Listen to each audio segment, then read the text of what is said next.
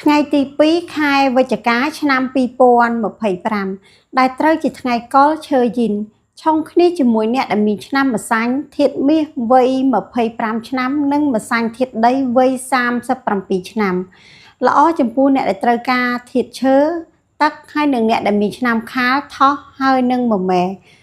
ទិសដែលត្រូវបានហាមឃាត់ក្នុងការជួសជុលស្វាដងបគ្រោះនៅថ្ងៃស្អែកមានទិសខាងលិចហើយនិងជើងឈៀងលិចចំពោះថ្ងៃស្អែកផ្ទាល់យើងអាចធ្វើការលាងសោយផ្ទះឬបកគលបានក្នុងករណីដែលបងប្អូនមានអារម្មណ៍ថា stress ស្មុគស្មាញជួបតែរឿងមិនល្អយើងអាចកាត់សក់ក្រចកបរិច្ចាគទានបានម៉ោងដែលល្អប្រសើរមានពីម៉ោង11ដល់ម៉ោង15និងពីម៉ោង19ដល់ម៉ោង21រីឯការធ្វើការសមាធិតាមបែបឈីមិនតុនជាសម្រាប់ថ្ងៃស្អែកទិសខាងត្បូងឈៀងខាងលិចយើងអាចស្នើសុំអំពីអំណាចទូនីតិការជួយទំនុកបំរុងគាំពៀយកអាសាទិសខាងត្បូងយើងអាចស្នើសុំអំពីទ្រព្យសម្បត្តិអាជីពការងារទិសខាងត្បូងឈៀងខាងកើតយើងអាចស្នើសុំអំពីសុខភាពរីឯទិសខាងកើតយើងអាចស្នើសុំអំពីទំនាក់ទំនងសម្ព័ន្ធភាពស្នេហា